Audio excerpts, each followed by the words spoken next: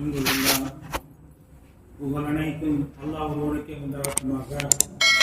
அல்லாஹ்வுடைய மாபெரும் கிருபையினால் 19ஆம் நாள் தராவு தொழக்கூடிய பாக்கியத்தை அல்லாஹ் நம்மவர்களுக்கு வழங்கியிருக்கிறான். இதற்கு என்ன நன்மை அப்படின்னு பார்க்கின்ற பொழுது, சொர்க்கத்திலே ஆக உயர்ந்த சொர்க்கம் ஜன்னத்துல் ஃபிர்தௌஸ். அந்த ஜன்னத்துல் ஃபிர்தௌஸ் என்ற சொர்க்கம் யாருக்கு கிடைக்கிறது என்று சொன்னால், இந்த 19ஆம் நாள் தராவு தொழுதவர்களுக்கும் கிடைக்கிறது என்பதாக சொல்லப்படுகிறது. நான் பார்க்கிறோம், அதிகமாக அறிந்த செய்திதான்.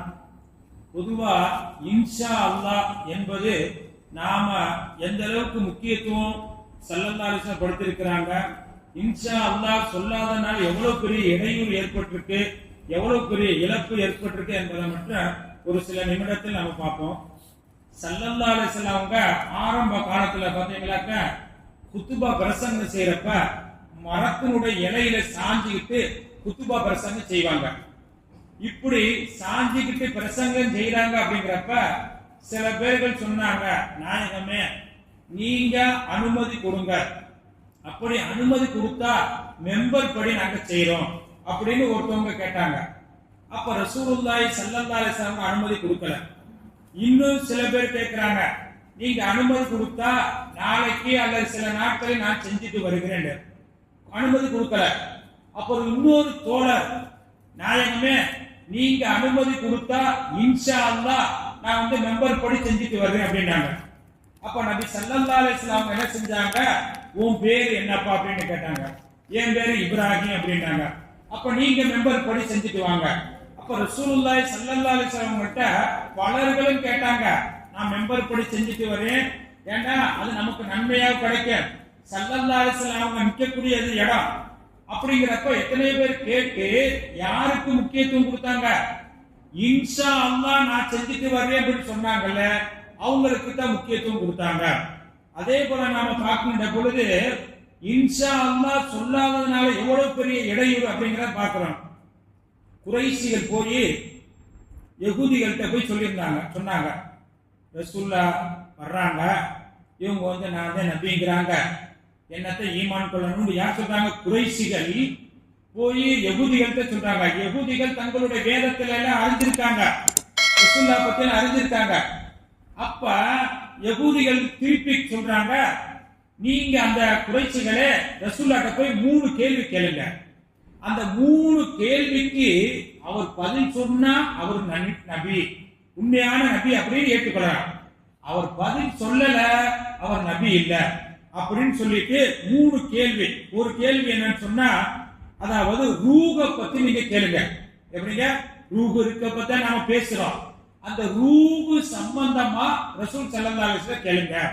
இரண்டாவது, உலகத்தையே சுற்றி வந்த அந்த பேரரசர் யார் என்பதை பற்றி ரசூலுல்லாஹ்ட்ட கேளுங்க. மூன்றாவது, குகையில தங்கியிருந்தாங்க 300 வருஷம், அந்த குகைவாசிகளை பத்தி நீங்க கேளுங்க. இந்த 3 கேள்வியையே குறைஷிகளே போய் நீங்க போய் கேளுங்க.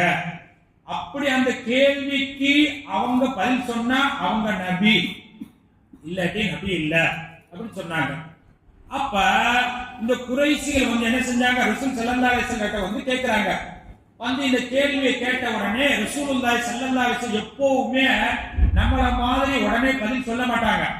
ரசூல் ஸல்லல்லாஹு அலைஹி வஸல்லம் எப்படின்னா அல்லாஹ்வுடைய வஹியத்தை பார்ப்பாங்க. அல்லாஹ் ஏதாவது வஹி இறக்கி இருந்தா சொல்லி இருப்பாங்க. இது வரைக்கும் தெரியல அப்படின்னு சொன்னா ரசூலுல்லாஹி ஸல்லல்லாஹு அலைஹி வஸல்லம் சொல்ல மாட்டாங்க. எப்படிங்க ஏதாவது இப்படி அப்படி அப்படிங்கிற வேலையெல்லாம் ரசூலுல்லாஹ்ட்ட கிடையாது. அப்ப ரசூலுல்லாஹி ஸல்லல்லாஹு அலைஹி வஸல்லம் சொன்னாங்க, சவுநப்பியுக்கும் உங்களுக்கு அறிவிக்கிறேன், கதன் நாளைக்கு அறிவிக்கிறேன் அப்படின்னாங்க. அப்ப சரி என்ன செஞ்சாங்க, அந்த கேட்டவங்க அந்த குறைஷிகள் திரும்பி போயிட்டாங்க, நாளைக்கு சொல்றேன்றாங்க அப்படி போயிட்டாங்க. அப்ப மறுநாள் வந்தாங்க, ரசூலுல்லாஹி ஸல்லல்லாஹு அலைஹி வஸல்லம் அவங்களுக்கு வஹி வரல. அப்ப அவங்கள்ட்ட பதில் சொல்லல. இப்படி 2 நாளா 3 நாளா வர்றாங்க, இவங்க திருப்பி அனுப்புறாங்க. இவங்களுக்கு ஒரு மாதிரியா போச்சு ரசூலுல்லாஹ்வுக்கு. அப்ப ஒரு கிதாபுல போடுறாங்க, 15 நாளா வஹி வரவே இல்லை. ஏன் அப்படின்னு சொன்னா அல்லாஹ்வே சொல்லி காட்டிட்டான், நபியே நீங்க என்ன சொன்னீங்க, அந்த கேள்விக்கு பதில் சௌநப்பியுக்கும் கதன், நாளைக்கு சொல்றேன்னு சொன்னீங்க. ஆனா நீங்க என்ன செஞ்சிருக்கணும், இன்ஷா அல்லாஹ் சௌநப்பியுக்கும் கதன் அப்படின்னு இன்ஷா அல்லாஹ் சொல்லாததன் காரணமாக அல்லாஹ்வுடைய புறத்திலிருந்து வரக்கூடிய வகி வரல. எப்படிங்க, அல்லாஹ்வுடைய புறத்திலிருந்து வரக்கூடிய வகி 15 நாளா தள்ளி போயிடுச்சு. பிறகுதான் அல்லாஹ் தஆலா வசனத்தை இறக்குனா, யஸ்அலூனக அனிர் ரூஹ், குளிர் ரூஹு அப்படின்னு. அப்ப என்ன தெரிகிறது, இன்ஷா அல்லாஹ் சொல்லாததின் காரணமாக நபிகள் நாயகம் ஸல்லல்லாஹு அலைஹி வஸல்லம் அவர்களுக்கு வர வேண்டிய வகையை அல்லாஹ் வராமல் தடுத்திருக்கிறான். அது மட்டுமல்ல, தாவூத் அலைஹிஸ்ஸலாத்து வஸலாம் அவங்க மனைவி சொன்னாங்க, என்ன சொன்னாங்க தெரியுங்களா, நீங்க நாளைக்கு உருக்கு சட்டை வியாபாரம் பண்ணுவாங்க, உருக்கு சட்டை வித்துட்டு அந்த பணத்தை நாளைக்கு என்கிட்ட கொடுத்துருங்க அப்படின்னாங்க. அப்ப தாவூது நபி, சரி நாளைக்கு நான் தந்தேன் அந்த பணத்தை அப்படின்னாங்க. அப்ப வியாபாரத்துக்காக போறாங்க சந்தைக்கு, சேல்ஸ் ஆகல. எப்படிங்க, அது விற்கல, விற்பனை ஆகல, வந்துட்டாங்க. சரி நாளைக்கு போன என்ன செஞ்சு விற்று தர்றேன் அப்படின்னாங்க. மறுநாள் போனாங்க, 3ஆம் நாளும் போனாங்க, அந்த கவசம் விற்கவே இல்லை. அப்ப அல்லாஹ்ட்ட கேக்குறாங்க, யா அல்லாஹ் எனக்கு சோதனையா, எப்பவுமே அன்றாட வியாபாரம் நடக்கும், ஆனா 3 நாளா 4 நாளா அந்த கவசத்தை கொண்டு போயிட்டு அப்படியே திரும்பி வந்துடுறேனே, வியாபாரம் ஆகவில்லையே, நான் ஏதாவது தவறு செஞ்சேனா அப்படிங்கிறப்ப அல்லாஹ் தஆலா அறிவிச்சா, தாவூது நீங்க நாளைக்கு நான் தர்றேன் அப்படின்னு உங்களுடைய சக்தியை கொண்டு சொல்றீங்க. நீங்க என்ன சொல்லியிருக்கணும், இன்ஷா அல்லாஹ் நாளைக்கு அந்த கவசத்தை வித்து உனக்கு பணம் தர்றேன் அப்படின்னு நீங்க சொல்லியிருக்கணும்.